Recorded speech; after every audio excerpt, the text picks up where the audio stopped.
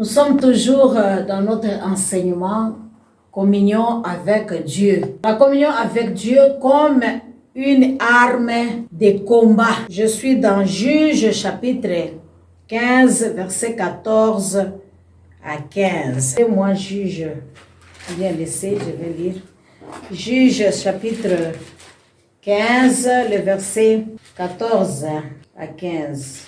Juge 15, 14 à 15. Lorsqu'il arriva à Léchi, les Philistins poussèrent des cris à sa rencontre. Alors l'Esprit de l'Éternel est saisi. Les cordes qu'il avait au bras deviennent comme un lien brûlé par le feu, et ces liens tombèrent de ses mains.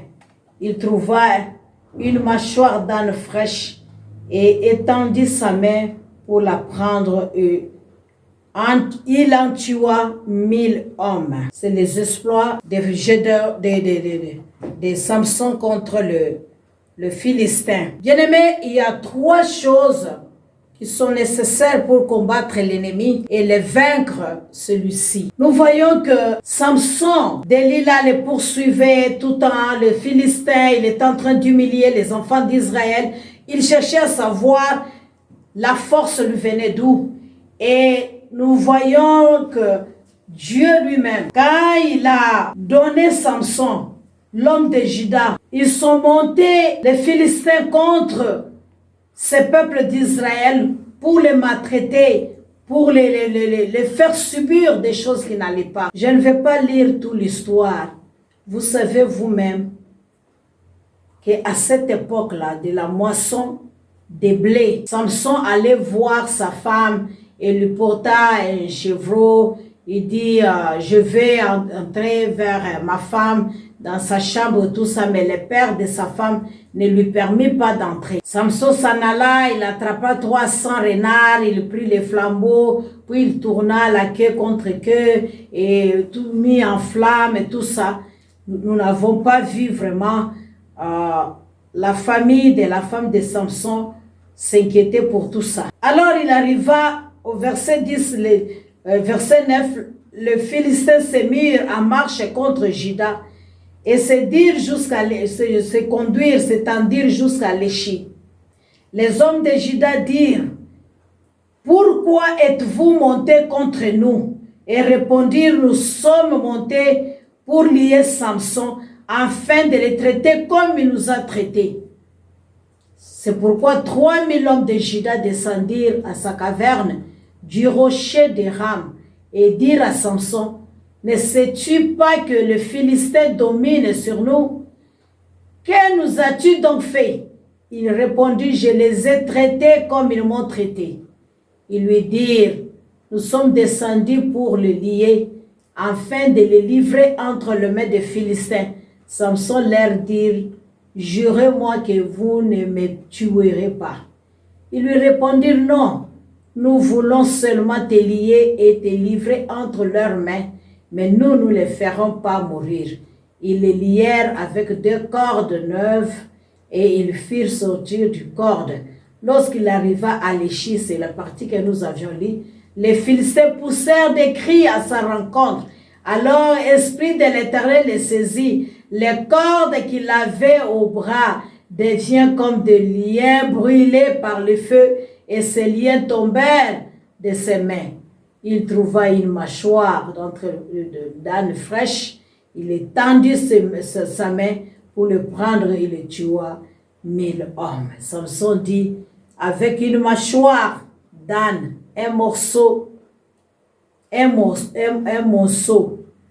2 morceaux, avec un mâchoire d'âne, j'ai tué 1000 hommes. Ça, ce sont des exploits de Samson. Donc, moi, j'ai trouvé qu'il y a 3 choses dans cette histoire de Samson. Comme il partait combattre avec, il y avait d'abord Juda qui est son peuple, qui venait l'attraper pour le livrer aux ennemis. Parce qu'ils avaient peur, comme vous savez, chez eux, il y avait Goliath. Et il venait tout le temps les menacer, monter, partir, tout le temps faire des choses, déclarer des insultes, tout ça, des humiliations et partir. Alors, cette fois-ci, Samson a pris la décision comme il allait voir sa femme, mais il ne voulait pas qu'elle lui entre parce qu'il faisait partie des enfants d'Israël, tout ça. Et ils sont revenus comme d'habitude. Et les peuples du Juda, les fils d'Israël, ils avaient peur de ces Philistins. Alors, Samson les a dit, comme ils lui ont demandé d'aller les livrer, lui-même qui est parti provoquer les Philistins. Et ils l'ont attaché pour les livrer. Et nous voyons que ses bras deviennent comme du lin brûlé par le feu. Et ses liens tombèrent de ses mains. Donc quand il a réagi, la force de Dieu, la puissance de Dieu qui était sur lui, a coupé tous ces cordes-là. Et tout est tombé. C'est pour cela que je t'ai dit qu'aujourd'hui, je vais te parler seulement de 3 choses qui sont nécessaires pour combattre l'ennemi et de les vaincre. Premièrement, il s'agit de la puissance de Dieu. Nous voyons que quand l'Esprit de Dieu est venu sur lui, Samson n'est pas resté la même personne.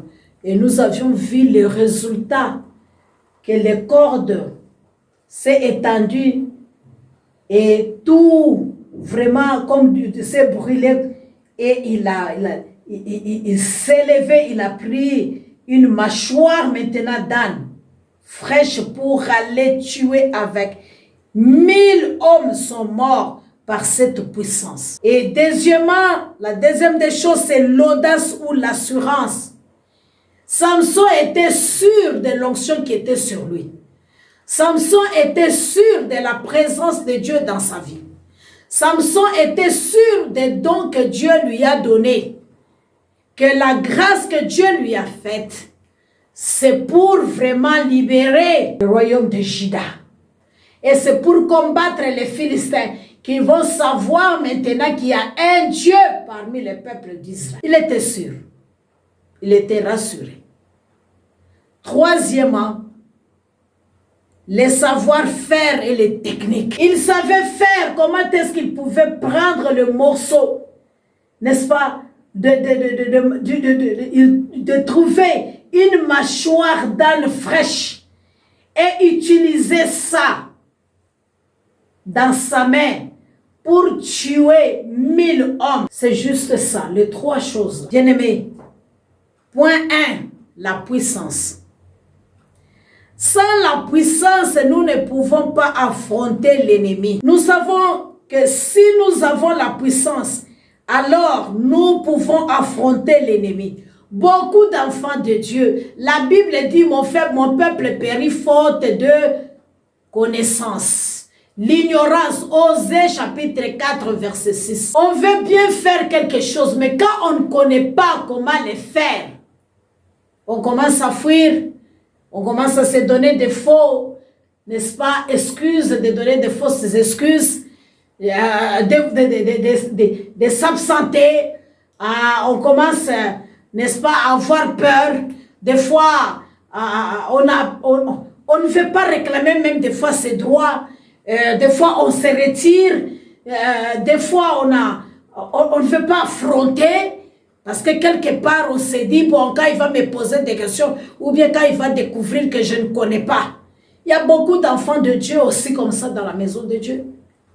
Ils ont des talents, ils ont des dons que Dieu les a donnés. Mais parce que des fois, ils ne savent pas lire la parole de Dieu. L'ignorance, le fait leur donne la peur. Ils disent, comment est-ce que je vais servir? Mais l'Esprit de Dieu puissant en toi, il peut t'utiliser, il peut te donner les moyens, l'intelligence, bien-aimé, sociale, comment faire.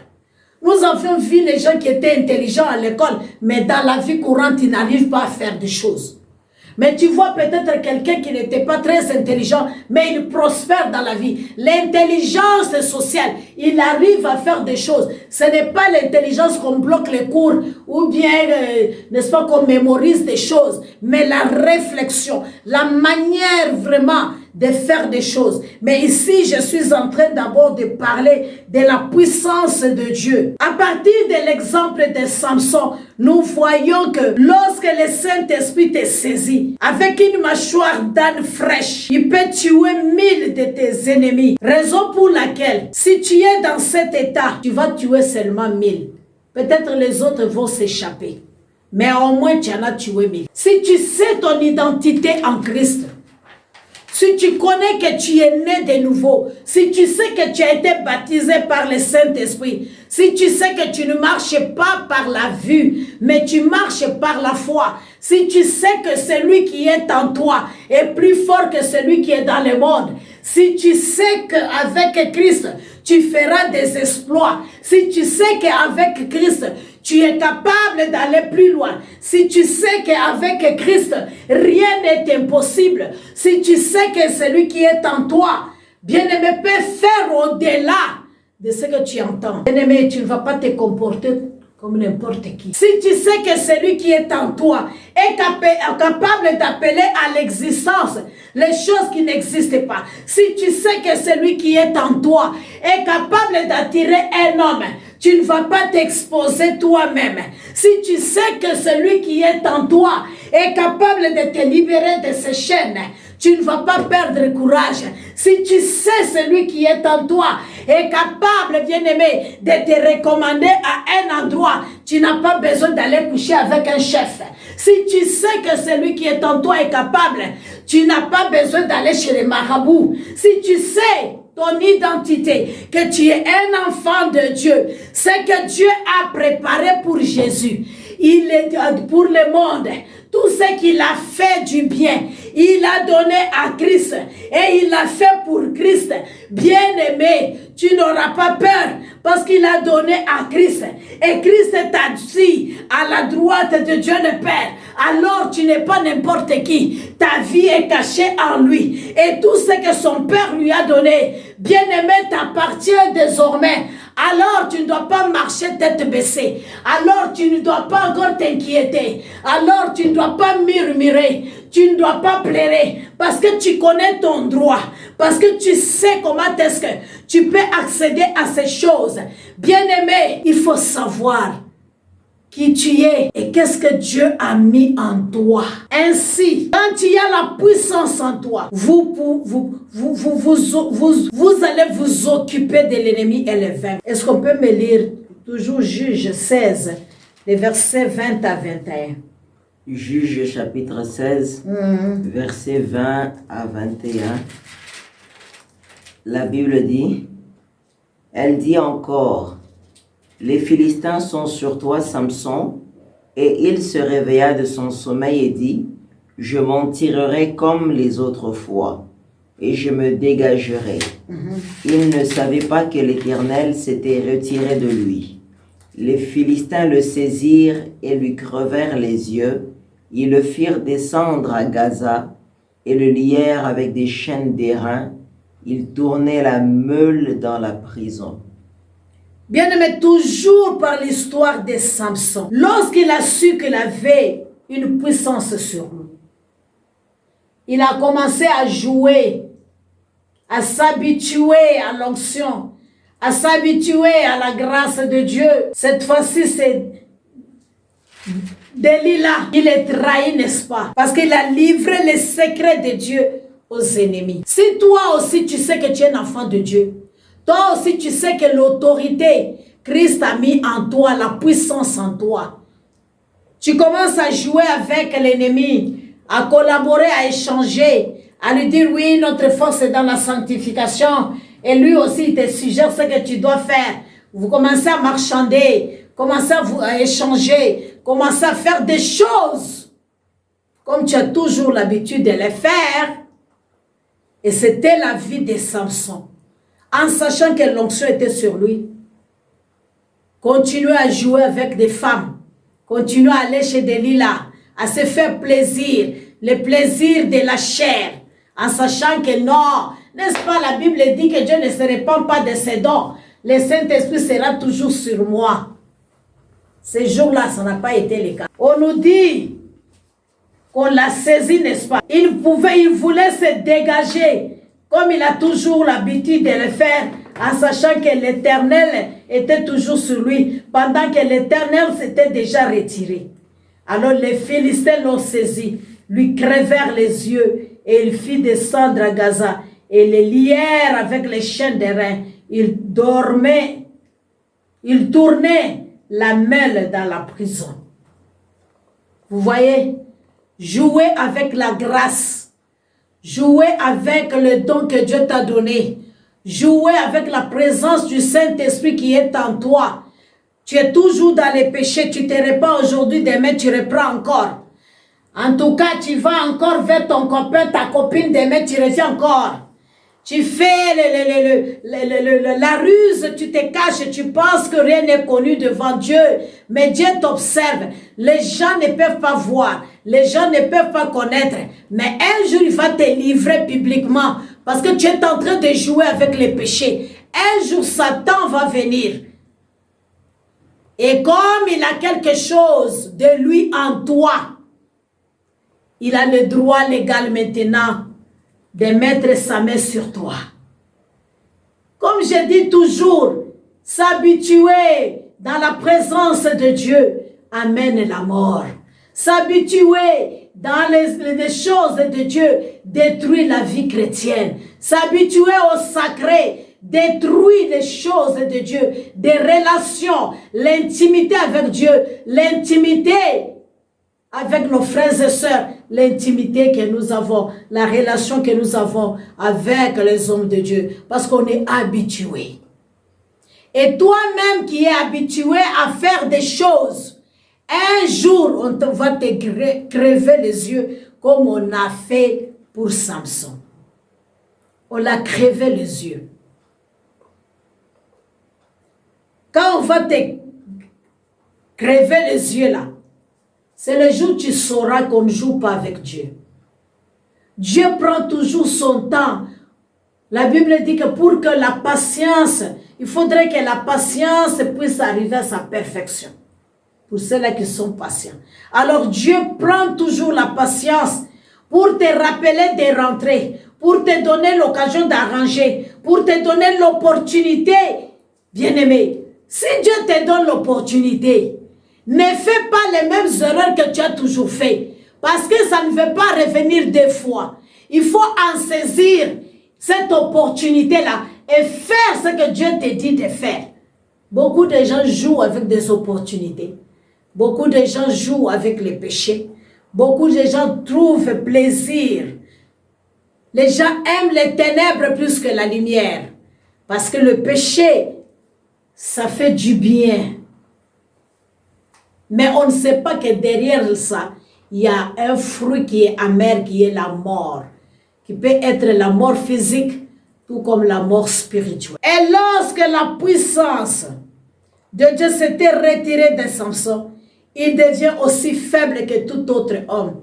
Et puis les ennemis purent le saisir et lui crever les yeux. La Bible dit que l'ennemi tourne comme un lion rugissant, il cherche qui dévorer. Je t'ai dit que l'ennemi n'est pas omniscient. L'ennemi n'est pas omniprésent. Mais sache bien que quand on chasse des démons dans le corps de quelqu'un là, il revient pour voir. Sache bien qu'il reviendra, toi qui dis qu'il est enfant de Dieu. Ah oui, le Seigneur m'utilise. Ah oui, je prophétise. Ah oui, Dieu me parle. Ah oui, Dieu m'a révélé. Ah oui, Dieu, vraiment, quand j'ai prié pour les malades ont été guéris, l'ennemi ne te laissera pas. Toi qui as pris la décision d'accepter Jésus-Christ comme Seigneur et Sauveur, sache bien que tu es devenu l'ennemi de Satan. Il reviendra toujours pour te voir. Il reviendra toujours pour vérifier est-ce que tu es toujours dans la même voie.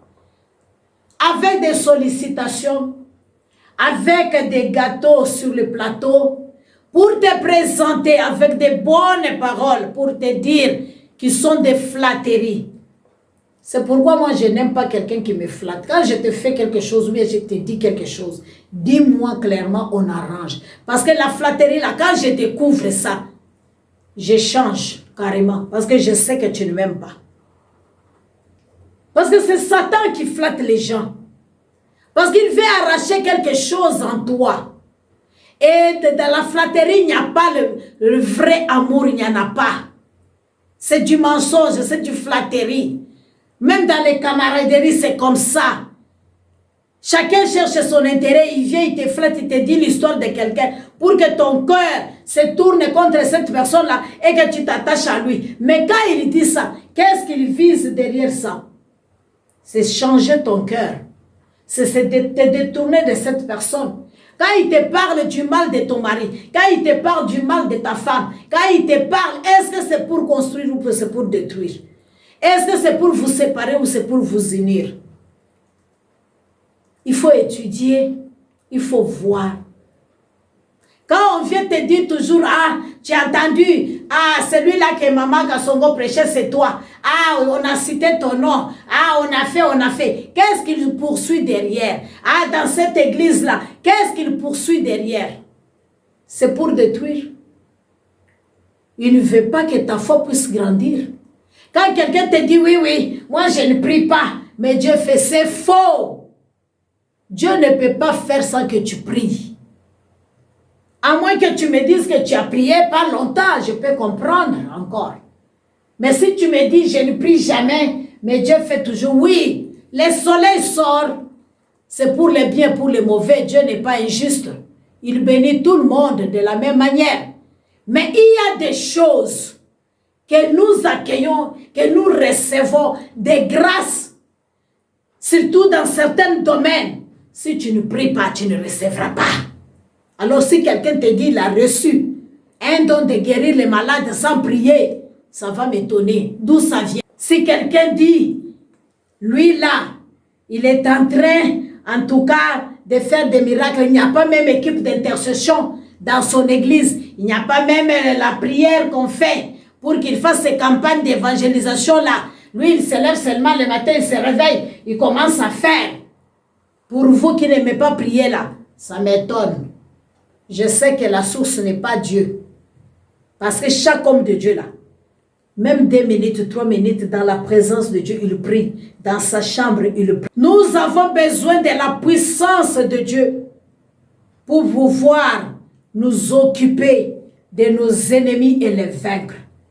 Et vous pouvez avoir cette puissance en communiant avec le Saint-Esprit.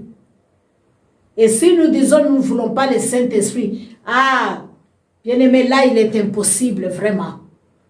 Il est impossible de vaincre l'ennemi parce que c'est le seul moyen, force, puissance, gage, aide, soutien, guide qui nous révèle que Dieu nous a laissés. Et c'est à travers lui que nous pouvons entrer en communion avec Dieu comme il faut et qui peut nous équiper maintenant pour aller maintenant aussi nous occuper de l'ennemi et le vaincre.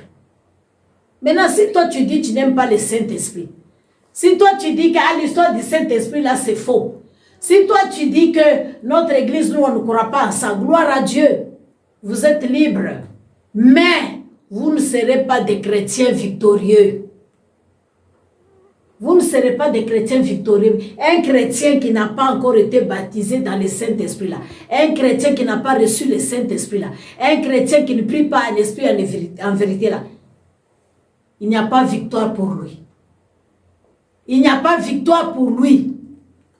Tu vas connaître la parole, tu vas la réciter, mais ça sera une lettre morte. La Bible dit que la parole tue, mais c'est l'esprit qui vivifie. C'est l'esprit qui donne la force. Même comme je suis en train de parler là, si l'Esprit de Dieu n'accompagne pas cette parole, ça ne va rien produire. Acte 10, 38. Les Écritures, est-ce qu'on peut me lire, nous disent ceci. Acte 2, verset 38, la Bible dit... Acte 10 plutôt, c'est pas 2. Acte 10, verset 38. Vous savez comment Dieu a oint du Saint-Esprit et de force Jésus de Nazareth, qui allait de lieu en lieu, faisant du bien et guérissant tous ceux qui étaient sous l'empire du diable, car Dieu était avec lui.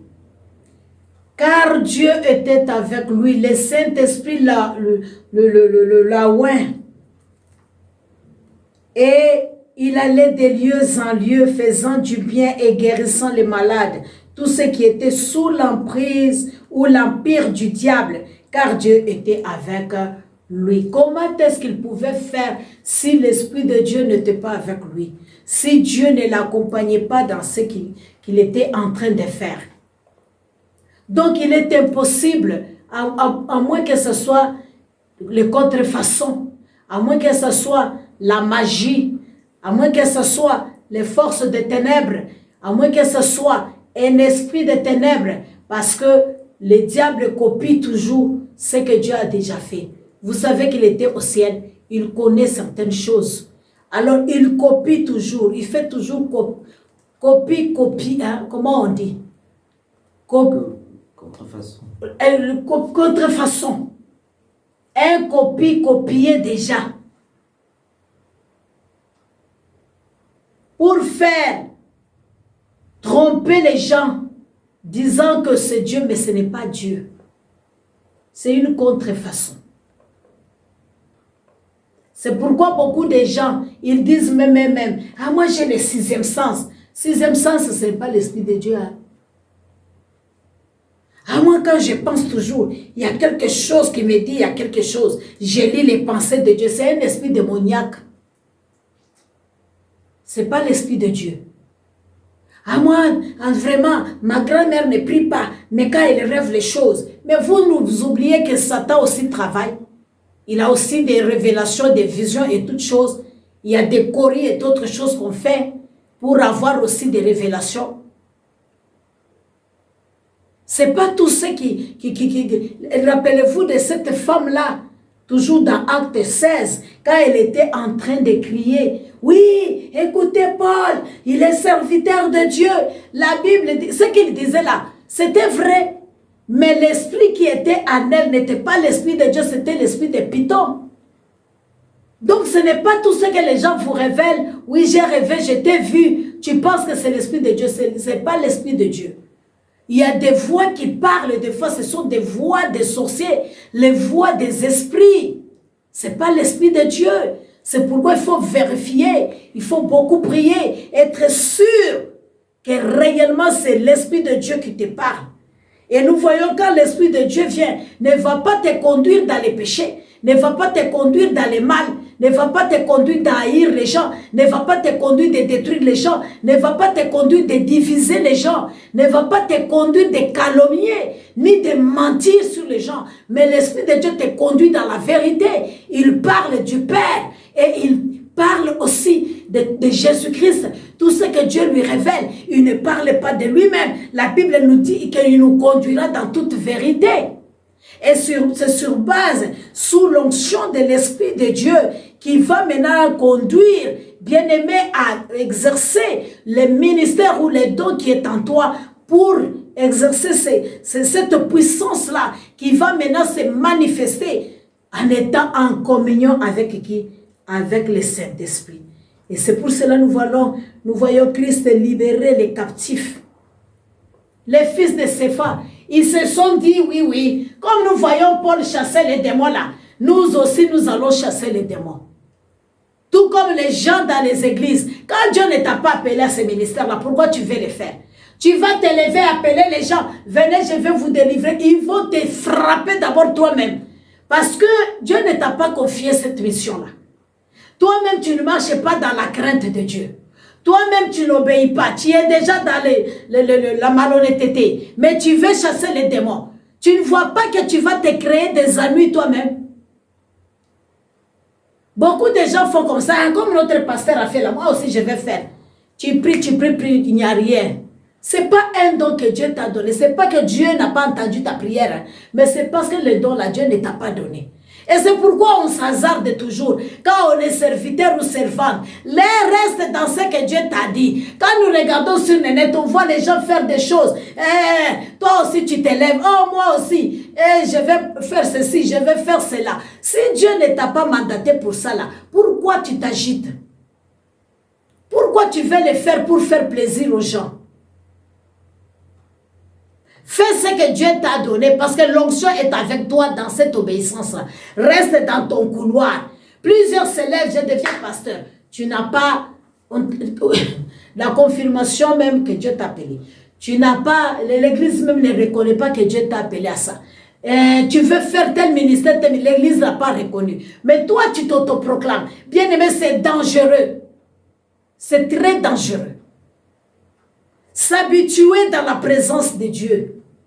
Il y a des gens qui viennent dans la présence de Dieu. Ils s'habituent. C'est là où ils prennent des femmes pour coucher avec eux. Ils sont habitués. Les liens saints est devenu l'autel. Bien-aimé, un jour, tu vas rencontrer quelque chose. Si tu ne rencontres pas, peut-être tu seras stérile. Si tu n'es pas stérile, peut-être c'est la mort physique. Si tu ne meurs pas, peut-être Dieu va t'exposer et la honte sera sur toi. Et c'est ça, les gens viennent. Ils sont habitués aux choses de Dieu. Ils sont dans la chorale. Ils sont mariés et femmes. Ils sont dans ceci. Ils sont mariés et femmes. En même temps, dans l'évangélisation, ils parlent copine, copain. Ils viennent. Ils font tout. Ils s'embrassent là-bas. Ils font des choses. Ils reviennent dans l'église. Ils élèvent leurs mains qui est souillée devant le Seigneur. Oui, je t'adore. Bien-aimé, un jour, Dieu prend toujours patience. Samson était habitué. Mais le jour que Dieu s'est retiré, il ne savait pas. Dieu ne lui a pas dit que je me suis retiré. Hein. On vole les choses, on fait, on est dans tout ce qu'il faut faire. Le monde maintenant. Et dans l'église, même si nous avons dit que l'église, c'est une institution des hommes imparfaits qui ont été sauvés par la grâce de Dieu au moyen de la foi, par ce que Christ a fait à la croix en versant le sang. Mais n'oubliez pas que Dieu, ce que l'homme sème, il le récoltera. Dieu est 3 fois saint. Il est jaloux. Le roi Belthazar, il était là. Il prend les coupes de Dieu. Il boit la bière dedans pour qu'on retourne encore faire des choses. Bien aimé, le jour qu'il a vu la main écrire là, c'est le jour qu'il a su que Dieu existe. Hein. Il a commencé à chercher l'interprétation. Ne nous y trompons pas. Que personne ne te dise que tu es habitué une vie religieuse, les rituels. On commence par ici, on termine par là. Maintenant, c'est comme ça. Bien aimé, on ne s'habitue pas aux choses de Dieu. C'est comme ça que nous faisons. Un jour, tu vas trouver quelque chose de grave. Ou bien tu vas perdre même ta vie. Comme Samson a perdu les yeux. Il ne pouvait plus voir. Donc nous devons faire attention aux choses sacrées. Nous devons faire attention au nom de Dieu même. Tu mens et puis au nom de Dieu, pour prouver seulement. Mais quand tu rentres au-dedans de toi-même, les remords viennent. Pourquoi j'ai menti? Pourquoi j'ai dit le nom de Dieu? Tu as peur de dire la vérité. Et voilà. Continuez à jouer avec le nom de Dieu. On va quelque part, on ment. Ah, au nom de Dieu. Ah, ceci, cela. Je suis serviteur. Tu escroques les gens. Ah, moi, au nom de Dieu, tu fais ceci. Tu prends les choses des gens. Les gens te font confiance. Ah, tu es pasteur. Comme tu as pris, tu vas nous rendre. Toi, tu joues avec. Tu joues avec. Ton jour viendra. Ce n'est pas un souhait. Mais je te dis de quitter l'habitude. Parce que l'habitude là conduit à la crainte et nous éloigne de la présence de Dieu, nous amène dans la désobéissance et à nous conduire comme on veut. Moi c'est comme ça, quand je vais pécher, je vais gêner puis je vais demander pardon. Quand je vais pécher, je vais prier Dieu. Moi Dieu m'écoute toujours. Un jour tu vas trouver la mort dans le lit de l'hôtel où tu es là. Et ça sera horrible. Ou bien dans la maison du prostitué. Ça sera terrible. Maintenant, comment pouvons-nous, deuxième point, avoir cette puissance-là? Est-ce qu'on peut me lire Acte 1, verset 8? Acte chapitre 1, le verset 8.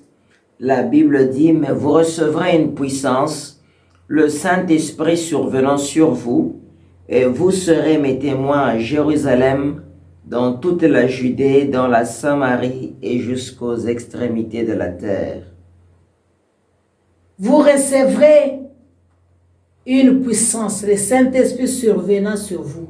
Donc la puissance même est expliquée, parce qu'il y a virgule, le Saint-Esprit survenant sur vous. Donc la puissance en question que nous devons recevoir, c'est le Saint-Esprit qui va survenir, qui va être sur nous et qui va nous conduire. Samarie, Judée, c'est une façon, une image que Dieu est en train de nous dire, qui représentent d'autres contrées, qui représentent d'autres terres, qui représentent d'autres territoires, qui représentent d'autres pays, là où nous pouvons être des témoins de parler de Christ. Quand on dit d'être témoin, c'est-à-dire tu as expérimenté, c'est-à-dire tu as vécu, c'est-à-dire tu as reçu Christ comme Seigneur et Sauveur. Maintenant, par cette expérience-là, tu as vécu la vie de Dieu. J'ai aimé un verset aujourd'hui que j'ai lu. La Bible dit que si tu as goûté au don de Dieu, pourquoi regarder encore en arrière? C'est-à-dire que tu as senti, en tout cas, la joie d'être avec Dieu, la joie de naître de nouveau, la joie du Saint-Esprit. Tu as expérimenté ces choses. Tu as même parlé en langue. Tu as même, bien aimé, rêvé. Dieu t'a même donné des visions et tout. Tu as eu même des prophéties. C'est ça, expérimenter. Mais cette expérience-là, ça nous amène, ça vient tout simplement lorsque nous sommes en communion avec Dieu. Alors, vous allez voir l'enseignement que nous avons donné, comment être en communion avec Dieu. Nous avons dit que d'abord, c'est reconnaître. Je vais survoler seulement. Nous avons dit que communier avec les pères, nous devons d'abord premièrement apprendre à avoir cette vie de Dieu, comme je dis, recevoir Christ comme Seigneur et Sauveur, et c'est par le canal de Jésus-Christ que nous passons comme médiateur, parce que la Bible nous dit qu'il n'y a pas un autre médiateur que Dieu a donné aux hommes à part Jésus-Christ homme. Alors par cette vie-là, tu reçois Christ comme Seigneur et Sauveur. C'est pourquoi il dit, si vous entendez ma voix, n'endurcissez pas vos cœurs. Ouvre, je souperai avec toi, je mangerai avec toi, je serai avec toi aujourd'hui même. Dans ton cœur là, il va entrer, il est en train de frapper. Si tu ne l'as pas encore reçu, c'est le moment que tu vas le recevoir. C'est-à-dire faire une petite prière. Jésus-Christ, Dieu Tout-Puissant, je voudrais que tu entres dans ma vie. Je reconnais que je suis pécheur. Tu es mort à la croix pour mes péchés. Je me répands de cela. Et voici ma vie maintenant. Je te le donne. Dirige-moi, guide-moi, sois le maître de ma vie. Oh, prends la direction de ma vie. Fais de moi la personne que tu veux que je sois. Quand tu dis comme ça, c'est-à-dire que tu as confessé Christ. Alors lui, il entrera chez toi, dans ton cœur, dans ton âme, parce que c'est à cette porte-là qu'il est en train de frapper. Il soupera avec toi, il sera avec toi. Alors la deuxième des choses, on nous dit, si nous voulons être en communion avec Dieu, nous devons commencer à louer le Seigneur, à battre nos mains, à prier, à avoir de la joie. Et nous devons fléchir nos genoux devant lui pour l'adorer, pour le louer, pour le chanter. Et tout cela, nous le faisons dans le nom de Jésus-Christ, comme canal par lequel nous passons pour aller au Père. Donc, toutes ces prières-là, oui, je voudrais être en communion avec toi, je voudrais te connaître, je voudrais te découvrir, je voudrais expérimenter. Tu les fais par l'Esprit, parce que la Bible dit, Dieu ne cherche plus n'importe quelle personne. Il cherche ceux qui l'adorent en esprit et en vérité. Alors, si tu l'adores en esprit et en vérité, il va venir vers toi et tu vas communier avec lui. Parce que Christ, déjà, si tu l'as vu, tu l'as accepté. C'est Dieu déjà que tu as vu. C'est Dieu déjà que tu as accepté par sa parole qu'on t'a prêché, qui est la bonne nouvelle. Voilà comment est-ce que tu peux communier avec Dieu. Alors, la troisième des choses, ou la deuxième des choses, comme je disais, c'est l'audace ou l'assurance. Si nous voulons vraiment réussir, vaincre notre ennemi, n'est-ce pas, s'occuper de lui, l'audace que nous appelons assurance. L'audace ou l'assurance. Vous pouvez avoir toute la puissance, vous pouvez avoir toutes les armes, mais si vous n'avez pas l'audace ou l'assurance, vous fuirez devant l'ennemi. Voilà pourquoi les anciens, n'est-ce pas, ou un dicton, selon lequel l'homme qui a l'audace ou l'assurance est plus fort et plus efficace que l'homme qui est plein d'amulettes. Si vous êtes audacieux et votre ennemi est sur le point de prononcer ou chanter ou réciter quelques incantations et vous les regardez et dites ah, taisez-vous là-bas ou silence là-bas, oubliez ce qu'il voulait prononcer ou chanter ou réciter. Tu veux l'ignorer pendant que lui il est en train de faire des choses et toi tu veux l'ignorer. Ah, il va s'occuper réellement de toi très bien même. Parce que c'est ça, beaucoup de chrétiens sont naïfs. Ils acceptent tout. Ils tolèrent tout. Au nom de Dieu, entre guillemets, disant, ah, tout Dieu le permet. Non, Dieu t'a donné le libre arbitre dans ta conscience là. La conscience est un soldat pour toi. Et cette conscience là, nous avons aussi le cerveau. Donc, il nous amène à réfléchir et à voir certaines choses, à discerner. Voilà les termes. On t'amène des petits enfants qui sont des sorciers. Et puis toi, tu sais très bien, Dieu t'a déjà révélé que demain, on va t'amener des enfants comme ça, comme ça. Par la honte. Tu laisses les enfants ici. Laissez-les. Mais ça va te détruire un jour. Dieu t'interdit de faire telle chose, de donner telle chose. Mais toi, tu te dis, oui. L'Éternel est mon bouclier. Je ne manquerai de rien. En tout cas, moi là, même si vraiment je vais prier, Dieu va combattre pour toi. N'est-ce pas, les sorciers là vont te tuer un jour. Dieu te dit de ne pas manger. Toi, tu fais comme les jeunes prophètes là. Tu te crois sage à tes propres yeux. Dieu qui t'a dit de ne pas faire, il sait pourquoi. Il sait la puissance de ces choses-là. Il te dit ne mange pas. Parce que peut-être ton niveau de prière ne va pas. Peut-être tu n'as pas la foi assez de continuer dans la maladie et persévérer. Mais toi, tu te dis oui. Je suis un enfant de Dieu, je ne crains rien. Moi, je vais piétiner partout. Je vais tout toucher. Je vais faire tout. Va faire. Va faire. Ou bien tu t'étais, tu laisses, il vient, il joue, il part. J'avais un frère une année. Il vient dans la maison. Il fait des prophéties telles que l'Éternel dit qu'il va donner à ton mari une femme de ministère. L'audace. Je suis allée prendre la Bible. Et il a pris la route pour aller voir le feu, mon beau-père, pour lui parler. Et le beau-père est venu dire, mais c'est quel genre de prière que les gens font comme ça? Il m'a parlé, j'ai dit, papa, comme tu m'aimes bien, tu m'as parlé, gloire à Dieu. Aujourd'hui, je vais m'occuper de lui. Il est venu ce soir, il restait chez nous. Il était logé pour un temps. J'ai pris ma Bible et je lui ai dit, papa, tu es parti voir mon beau-père. Il dit, ah oui, j'ai cherché le pasteur. Comme je ne l'ai pas vu, je suis allé le chercher chez lui, dans sa famille. J'ai dit, la famille là, ce n'est pas moi qui t'ai amené là-bas. Tu prends le courage de... Bien-aimé, si tu laisses, l'ennemi va te détruire. Je dis, tu prends le courage d'aller là-bas. Qu'est-ce que tu as dit là-bas? Ah oui, j'ai essayé de prier un peu avec papa, là, je lui ai parlé. J'ai dit, lui, il est catholique. Le prophétie que tu es parti lui donner là, c'est quoi? C'est lui qui est venu me dire. Je te loge dans ma maison, tu manges dans ma maison et tu vas chercher femme de ministère. Je te dis, papa, comme c'est moi qui prépare ici,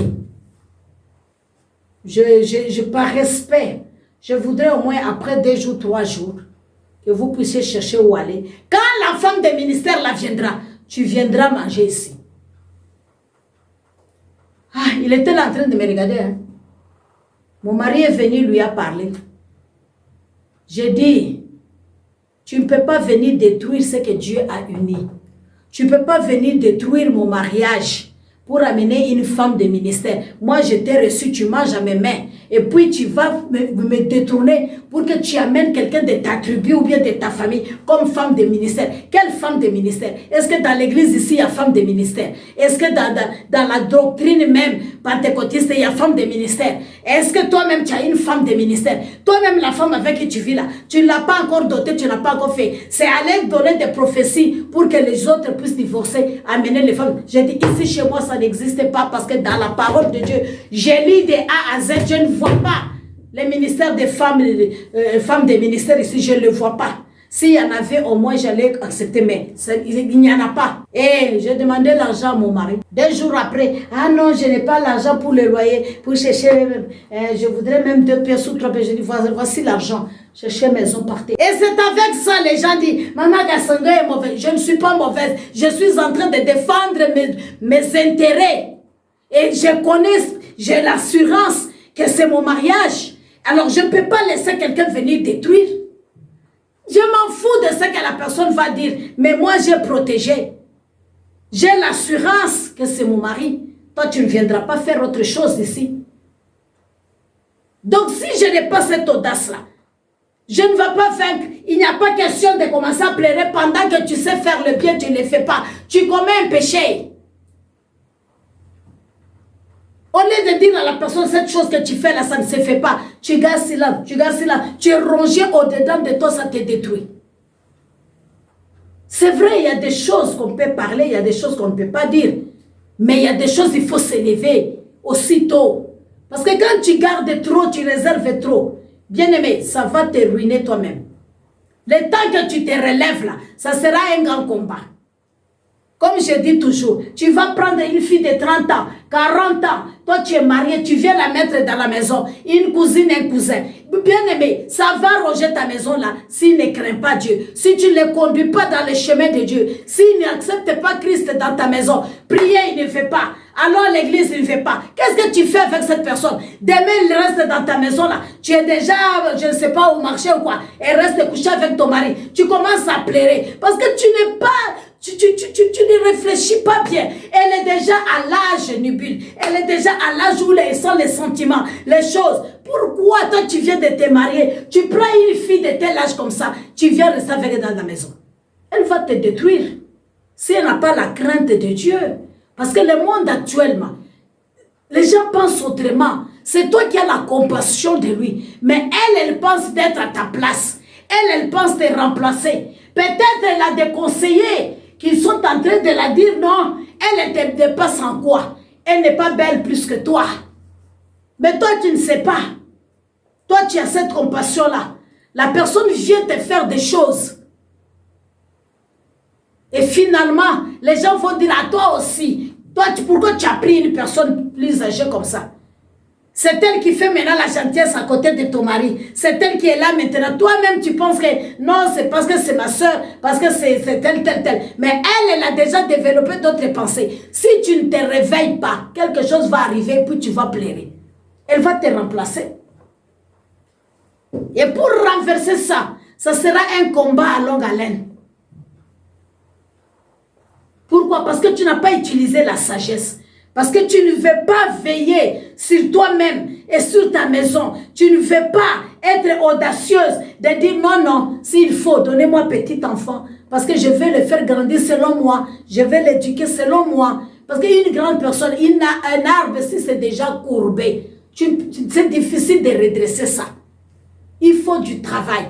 Il faut faire si l'Éternel te dit. Mais comme vous aimez toujours faire pour faire plaisir là, tu les fais, mais après tu commences à pleurer. C'est ça. C'est ça. Tu prends les gens, ils viennent troubler ta maison. Ils viennent, mais fais-le mettre, mets-les dehors. Hein? Parce que toi, tu ne vas pas briser ton mariage parce que tu veux faire plaisir aux gens. Aider quelqu'un, tu peux l'aider même de loin. Aider quelqu'un, tu peux l'aider même, il est dans la famille. Il n'est pas dit que si tu veux l'aider, il faut qu'il soit à côté de toi. Mais est-ce que tu es sûr? Tu es sûr? Nous ne refusons pas d'aider les gens. Nous ne sommes pas contre aider les gens. Mais sois sûr que c'est la bonne personne. Sois convaincu que l'Esprit de Dieu t'a mis réellement à cœur pour le soutenir, pour l'aider. Et que la personne aussi qui vient, qu'il soit vraiment une aide pour toi aussi. N'est-ce pas? Qu'elle trouve grâce à tes yeux et que toi aussi tu trouves grâce à elle. Vous ne voyez pas ce que Sarah a eu avec quoi là, sa co-épouse. Elle a pris la servante et l'a donnée à son mari. Qu'est-ce qui est arrivé? La personne a changé, a commencé maintenant à se moquer d'elle. Pendant que c'est elle qui l'a donné accès. Vous voyez? Pénina et Anne, c'était comment? Ne faites pas des choses dans la folie. Ne faites pas des choses parce que vous avez envie de vous faire voir. Parce que vous avez envie de vous faire aimer. Bien-aimés, il faut tirer des leçons par des choses que nous voyons chez les autres. Quand quelque chose de mauvais arrive à l'autre, sache bien que ça peut t'arriver aussi. Tu n'es pas exclu, tu n'es pas extraordinaire, tu n'es pas un ange. La chose peut t'arriver. Mais ce qui est arrivé là, ce sont des leçons. Il faut voir et en tirer des leçons. S'il vient chercher une maison, mettez-les là-bas, aidez-les, assistez-les. Mais si vous voulez rester dans la même maison, est-ce que vous avez la capacité de les gérer? Vous avez la capacité de les comprendre. On est humain, tu n'es pas à mesure de tout contrôler, tu n'es pas Dieu. Donc il ne faut pas aider Dieu. Samson savait, il a utilisé l'audace. Dieu lui a donné la puissance, mais il s'est dit avec cette puissance-là, comment est-ce que je vais faire pour tuer ces gens ici? Comme je n'ai pas une arme, il est parti prendre quelque chose pour venir faire avec. C'est l'audace qui l'a poussé de s'élever. Il avait l'assurance, il avait la puissance de Dieu en lui. Il avait l'audace. Il regardait ses frères qui fouillaient devant les ennemis. Voilà, il a étudié, il s'est dit pourquoi les anciens, n'est-ce pas, ils sont en train de fuir. Pourquoi ils disent qu'on se taise? Il a découvert qu'ils ont peur. Ils ont peur pourquoi? De les affronter. Ils ont peur pourquoi? Parce qu'il y a quelqu'un de plus fort que eux. Ils ont peur pourquoi? Parce qu'ils savent, ils n'ont pas l'audace d'affronter les gens qui viennent insulter leur Dieu. Et maintenant, il s'est dit non, ça ne doit pas continuer comme ça. Chaque jour, les gens là, ils viennent, ils font, ils fouillent, ils viennent, ils font. Donc moi, je vais d'abord marier dans leur cas là. Et puis, je vais entrer là-bas pour voir ma femme. Les jours, ils jouent là, je vais les frapper jusqu'à... Et puis, je rentre. Et comme il était habitué, au lieu de garder l'onction qui était sur lui, au lieu de garder la vie de sainteté, la crainte de Dieu, parce que la sainteté, c'est une clé. C'est une porte-clé seulement. Mais la vie de la pratique de cette crainte de Dieu-là, c'est ça la clé même. Parce que nous sommes sur la terre, on n'a pas encore atteint la perfection. Même moi-même qui vous parle, je n'ai pas encore atteint la perfection. Donc vous pouvez trouver des failles à moi. Mais je médite, je fuis le mal, je cherche Dieu, je m'assois à ses pieds pour que je découvre cette sagesse de Dieu-là et que le mal quitte et que je vive comme Dieu le veut. Je vais rompre avec l'ancienne vie. C'est que j'ai hérité de mes parents. Et comment pouvez-vous avoir maintenant l'audace ou l'assurance? C'est en communiant avec Christ, comme nous avions dit dans Actes 4, verset 13. Mon frère, lis-moi. Actes chapitre 4, le verset 13. La Bible dit, lorsqu'ils virent l'assurance de Pierre et de Jean, ils furent étonnés, sachant que c'étaient des hommes du peuple sans instruction, et ils les reconnurent pour avoir été avec Jésus. Bien-aimés, Pierre et Jean ont évangélisé, des milliers sont venus. Et la Bible nous confirme que ce sont des gens sans instruction. Mais qu'est-ce qui les a aidés à réussir dans cette mission? C'est l'audace. C'est l'assurance du salut qu'ils ont eu. L'assurance du salut. Ils étaient avec Jésus, ils ont vu. Et quand Jésus leur dit restez à Jérusalem, attendre le Saint-Esprit viendra sur vous. Bien-aimés, et ils sont restés. Ils ont reçu le Saint-Esprit. Ils ont compris que c'est le même onction qui était sur Christ. Alors ils ne se sont pas posés encore des questions de reculer, dire que non, moi je n'ai pas étudié. Il faut enlever ces complexes d'infériorité là.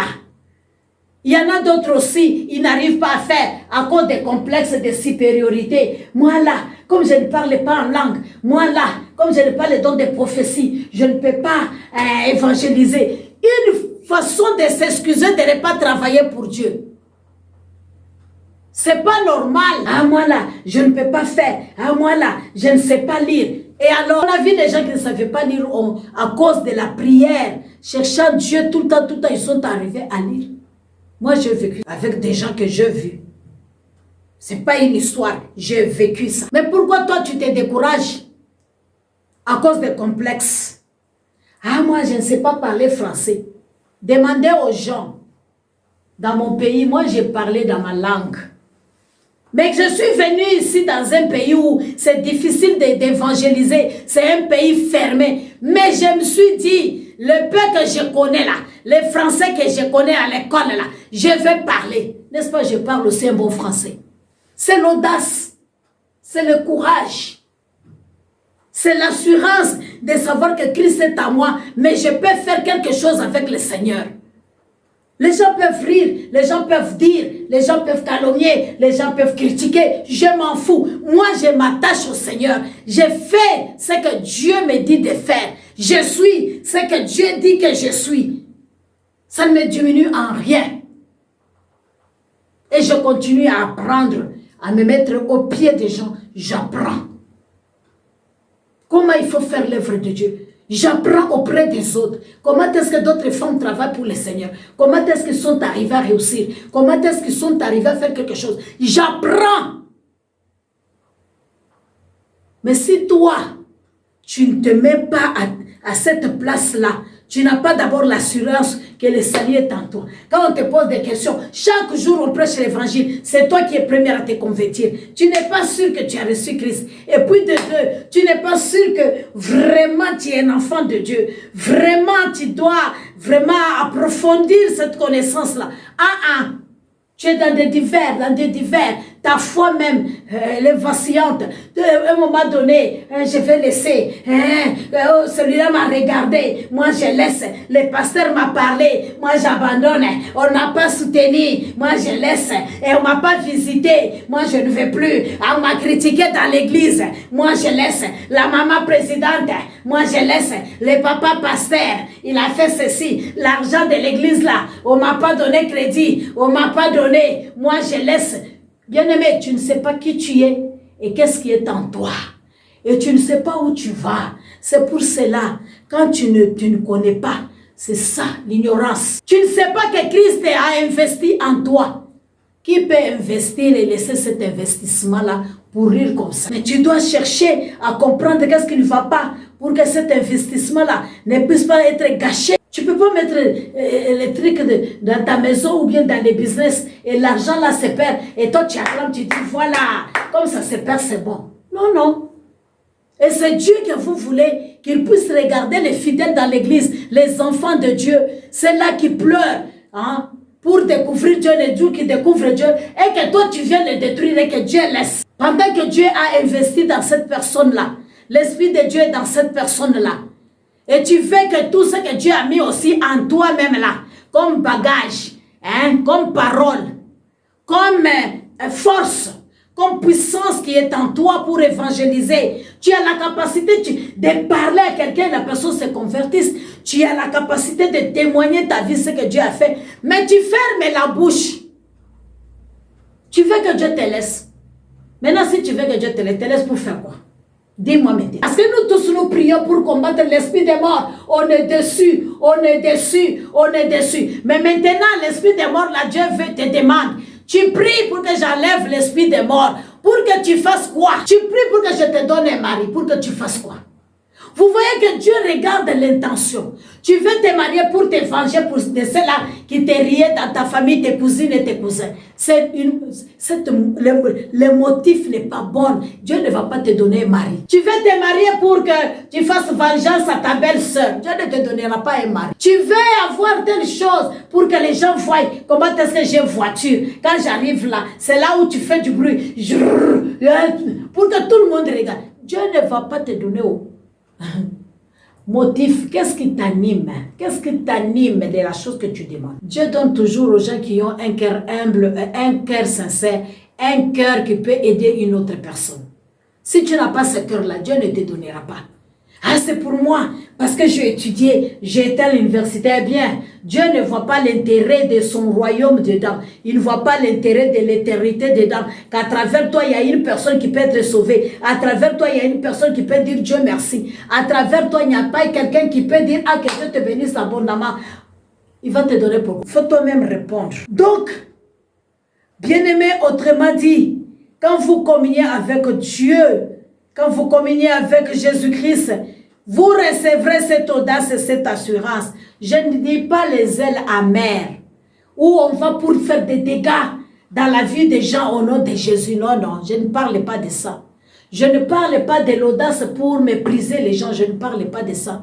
Je ne parle pas de l'audace pour minimiser les gens, je ne parle pas de ça.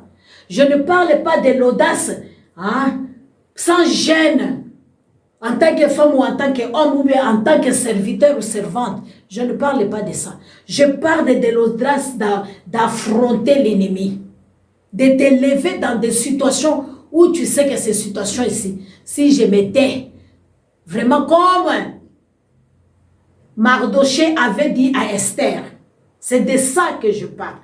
Si tu t'étais pendant ce temps ici, qui sait, c'est pour ce temps ici que Dieu a voulu que tu sois la femme d'un roi, pour sauver tous ces juifs ici. Si tu t'étais, la délivrance viendra ailleurs. Dieu va susciter quelqu'un d'autre. Jésus dit à Pierre, si vous vous taisez, vous les disciples là, vous ne voulez pas m'adorer, mais louer. Dieu va susciter des pierres. Pendant que nous entrons dans Jérusalem comme un roi qui vient, Dieu va susciter des pierres. C'est de ça qu'il s'agit.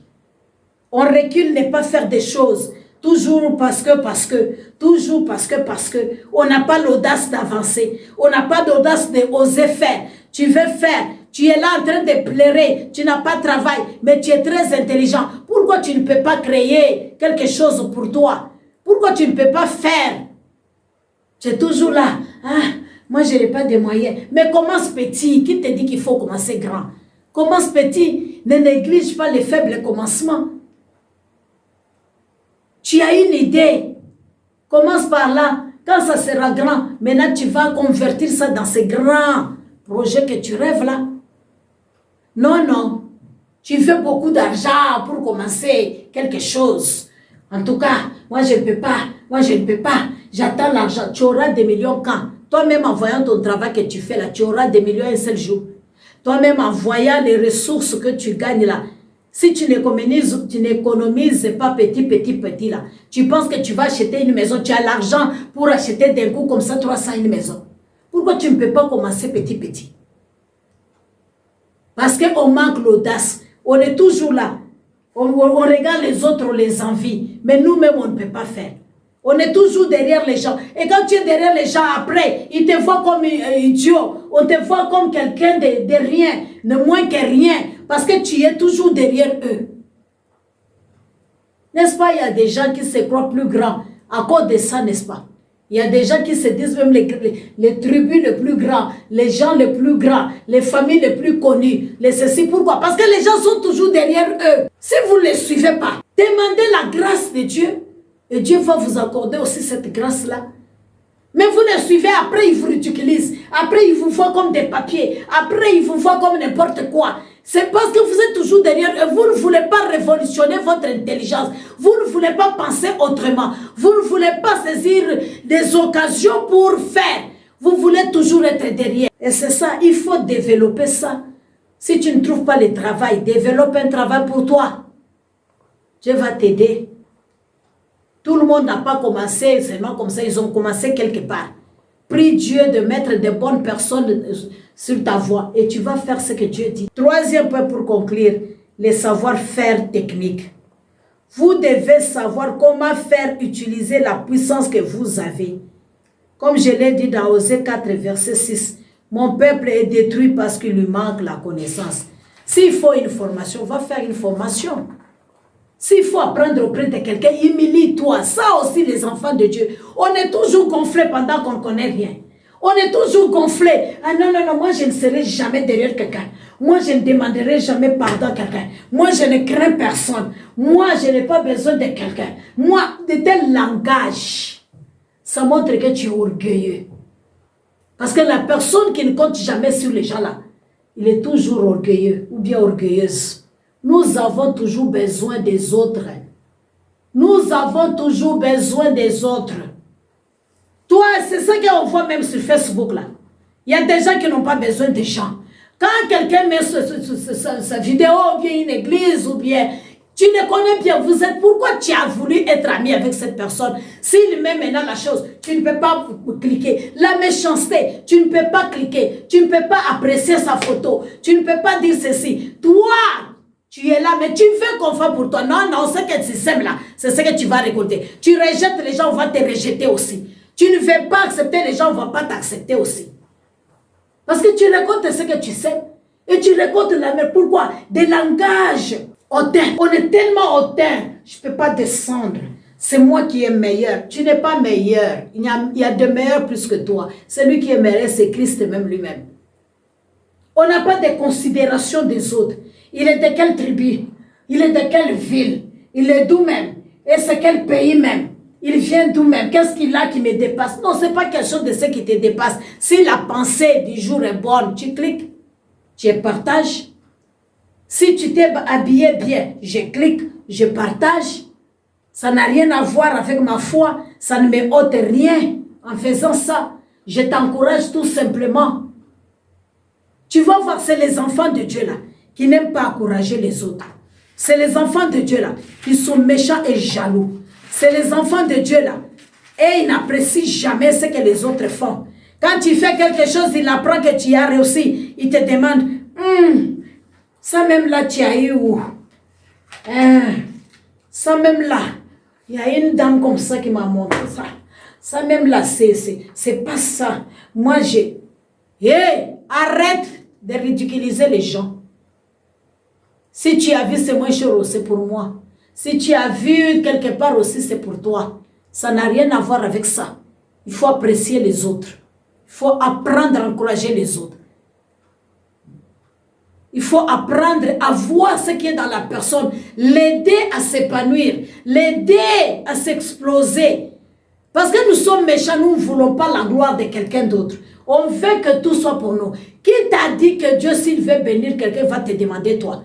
Qui t'a dit que Dieu bénit seulement ceux qui ont des moyens? Qui t'a dit que Dieu bénit seulement ceux qui ont étudié? Qui t'a dit que Dieu ne regarde pas ceux qui sont en bas? D'ailleurs, c'est lui-même qui se dit qu'il les relève.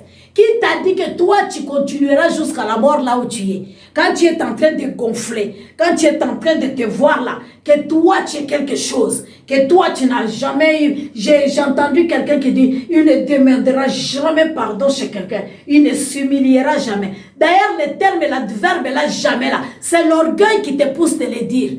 Parce que dans la vie, là, on est imparfait. On peut commettre des erreurs. Mais pourquoi toi, tu dis jamais tu ne t'humilieras devant quelqu'un pour demander pardon? C'est de l'orgueil. C'est de l'orgueil. Quand on fait quelque chose qui est mauvais, ah, ma soeur, pardonne-moi, c'est par erreur. Ah, moi, je n'ai pas compris de cette façon-là. Ah, la personne qui m'a rapporté a fait ceci, a fait cela.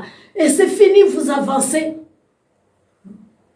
Non, non, des rancunes 15 ans, 10 ans, 7 ans, 8 ans, 5 ans, 3 ans, tout en étant dans l'église de Dieu. Une année, 2 ans, tout en étant dans l'église de Dieu. L'année est terminée, tout en étant toujours dans l'église de Dieu. Bien-aimé, le Matthieu 25 là, Dieu n'a pas dit pour les païens, c'est pour les chrétiens. Vous serez là de vous avez chassé des démons. Je vous dirai, je ne vous ai jamais connu. Pourquoi? Notre cœur est mauvais. On est méchant. On est méchant. On est méchant. Si vous manquez la connaissance, vous avez la destruction. Ce n'est pas assez pour la puissance et l'audace ou l'assurance que ça puisse travailler. Alors pour avoir la connaissance, vous savez ce qu'il faut faire. Mon frère, lis-moi d'abord Jean 14, verset 8 à 10. Jean chapitre 14, verset 8 à 10. Jean 14, verset 8 à 10 dit ceci. Philippe dit à Jésus, Seigneur, montre-nous le Père et cela nous suffit. Jésus lui répond, Philippe, je suis avec vous depuis si longtemps et tu ne me connais pas. Celui qui m'a vu a vu le Père. Comment peux-tu dire, montre-nous le Père? Je vis dans le Père et le Père vit en moi. Tu ne crois pas cela? Les paroles que je vous dis ne viennent pas de moi, mais le Père habite en moi et c'est lui qui agit. Amen. C'est Dieu qui habite en nous, c'est lui qui agit. Comment vous pouvez recevoir ou avoir la connaissance? Vous obtenez la connaissance de Dieu le Père par le Fils. Et le Fils dit, les paroles que je vous dis, je les reçois de mon Père.